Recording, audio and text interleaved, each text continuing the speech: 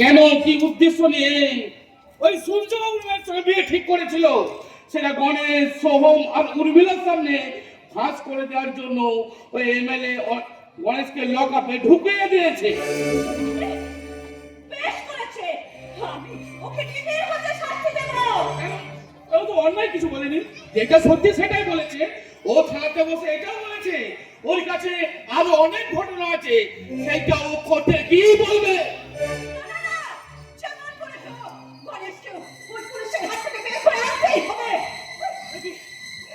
আপনাকে হঠাৎ এত উত্তেজিত মনে হচ্ছে কেন? উত্তেজিত হোক কেন? যতই হোক, ও তো আমার ভাই, তাই দিদি হয়ে ভাইকে ভাই, হ্যাঁ?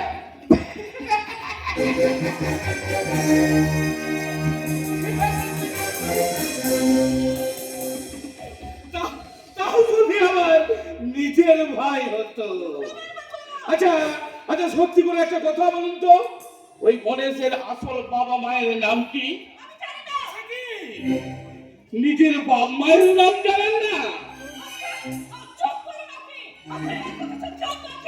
আরে দরকার আছে, আছে আছে ম্যাডাম, আছে, সেটা ক্রমশ প্রকাশ্য। আচ্ছা আচ্ছা, সত্যি করে বলুন তো, ওই বিস্মত কাণ্ডের ব্যাপারটা একবার ক্লিয়ার করুন থানাতে। আচ্ছা আচ্ছা মাধব, আমি আসার সময় রাস্তায় দেখলাম তোমার দিদিকে বিধবা পোশাকে, তা তোমার জামাই বাবু কি ওই বিস্মত কাণ্ডে? হ্যাঁ রমেন বাবু, হ্যাঁ, ওই বিষ মদ খেয়ে আমার জামাই বাবু মারা গেছিল।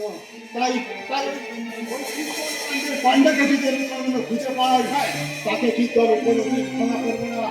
তাকে তাকে আমি জ্যান্ত পুড়িয়ে রমেন বাবু, জ্যান্ত পুড়িয়ে মারবো, জ্যান্ত পুড়িয়ে মারবো।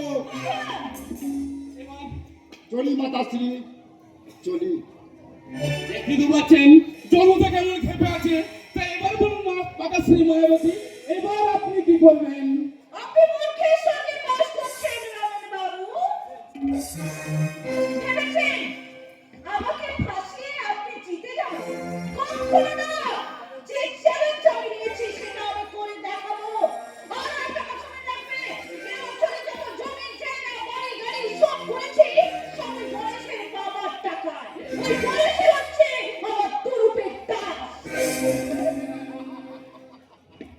ওই গণেশ যদি আপনার তুরুপের দাস হয়, তাহলে একটা কথা খেয়াল রাখবেন, ওই মহান্নতার দাসে সব কটা টেক্কাই কিন্তু আমার হাতে। আর জানেন তো, সব থেকে বড় কাল হয় ওই টেক্কায়। আমি বলতে চাইছি, 25 বছর আগে এক সোনামের রাত্রে গণেশকে নিয়ে পালিয়ে এলেও গণেশের আর এক ভাইকে কিন্তু আপনি আনতে পারেননি। কে বললো গণেশ ছিল? 25 বছর আগে যে পাপ আপনি করেছেন না, সেই পাপের প্রায়শ্চিত্ত করতে আসলে এইখানে ফেরত দিতে হবে। জায়গা বদল করলে মানুষের চরিত্রটা বদল হয় না, সেইটা আমি খুব ভালোভাবেই জানি। তাই আপনি যেমন ঢপের তন্ত্র সাধনা করছেন করুন, আরে এক কয়েক দিনের মধ্যে আমি আপনার তন্ত্র সাধনা করে আপনার জনম কুণ্ডলিটা সংগ্রহ করে ফেলেছি। এই কথাটা আপনি মনে রাখবেন। চলি চলি মাতাশ্রী মায়াবতী।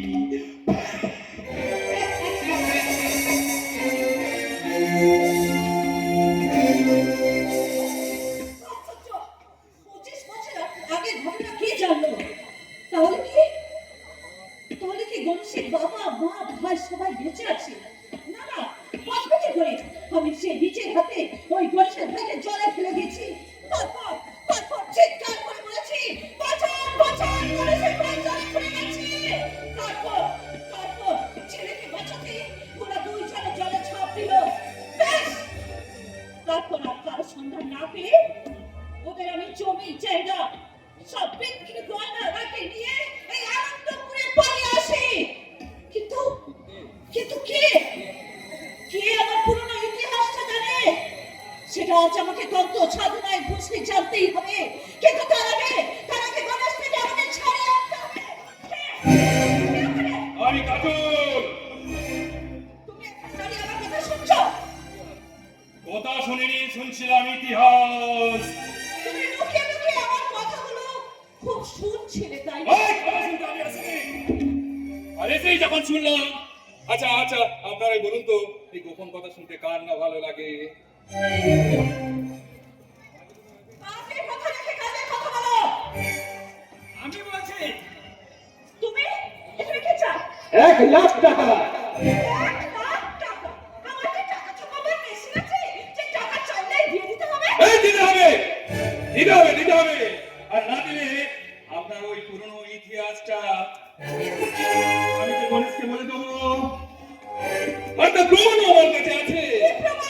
এতক্ষণ আপনি দাঁড়িয়ে একা একা কথাগুলো যেগুলো গোপনে বলছিলেন তা কিন্তু সব আমার ফোনে রেকর্ড করে নিয়েছে। তার মানে তোমরা আমার সাথে ব্ল্যাকমেল করতে চাইছো? এতদিন আপনি লক্ষ্য গেছে এরপর থেকে আমরা আপনাকে জগাবো। তার মানে তার মানে মানে ওই আনন্দপুরের কথা সবাইকে পৌঁছে দেবো ফোনের মাধ্যমে। আর তখন আপনার এই মন্দির, আপনার এই তন্ত্র সাধনা, হোম যজ্ঞ এই এলাকার মানুষ আর কেউ বিশ্বাস করবে না। উল্টে উল্টে আপনার মতো তন্ত্র সাধনা কেউ বিশ্বাসই করবে না। আর তখন আপনার এই অসৎ পথে উপার্জিত ধন সম্পত্তি, গাড়ি বাড়ি, এই মানুষজন আপনার কেড়ে নিয়ে আপনাকে পথের ভিখিরি বানিয়ে দেবে। না, তোমরা এই করো না। ঠিক আছে আমি তোমাদের টাকা দেবো, কিন্তু তার আগে ওই মোবাইলে রেকর্ড করা কথাগুলো মুছে ফেলতে হবে। আর ওই গণেশের সাথে যাতে উর্মিলার বিয়েটা না হয় সেই ব্যবস্থা তোমাদের করতে হবে। বলো পারবে? আপনি গণেশের ব্যাপারটা আমার উপর ছেড়ে দিন। বেশ, আজকের দিনটা তোমরা অপেক্ষা করো। কালকে আমি ব্যাংক থেকে টাকা তুলে তোমাদের এনে দেবো, কিন্তু তার আগে ওই রমেন রায় চৌধুরীকে সাহায্য করার জন্য গণেশকে ঠাকুরা থেকে ছাড়িয়ে নিয়ে ওকে বুঝিয়ে দেবো। ওই রমেনকে বুঝিয়ে দেবো। ও যেমন বুড়া হয়, আমিও তেমনি বাঘা তেঁতুল।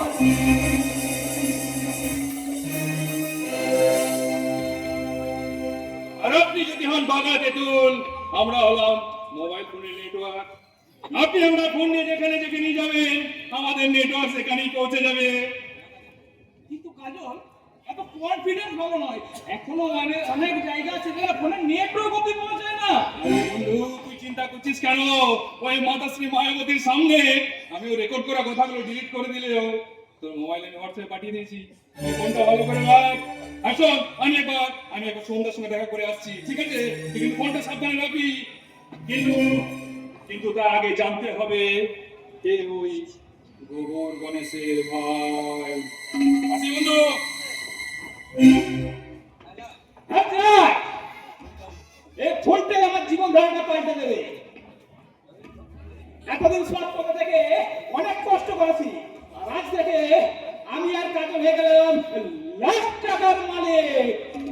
मालिक तो भगवान होते हैं।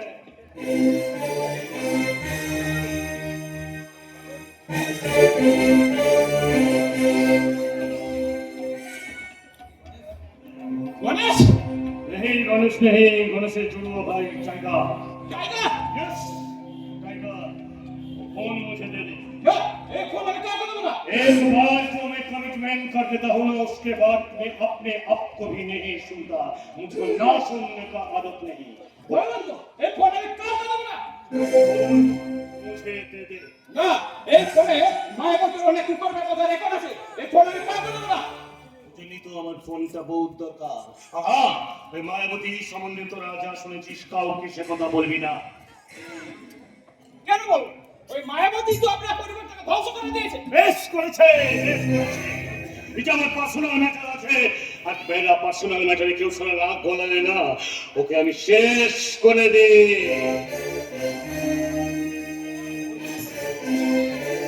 এই ফোন আমি কাউকে দেবো না, বললাম তো দেবো না। एक बार मैं इसको बोल देता हूँ, उसके बाद मैं अपने आप को नहीं सुनता। एक बात याद रखना, मैं जो बोलता हूँ करता हूँ, और जो नहीं बोलता हूँ वो सारा डेफिनेटली करता हूँ।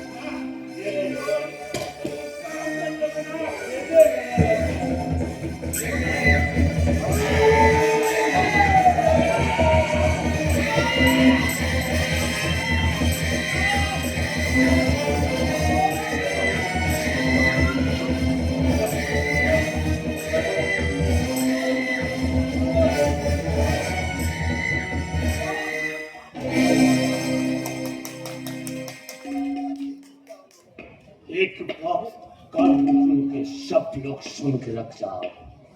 मैं जो बोलता हूँ वो करता हूँ, और जो नहीं बोलता हूँ वो सवाल देखिए करना होगा। इसीलिए लोगों मुझे प्यार से टाइगर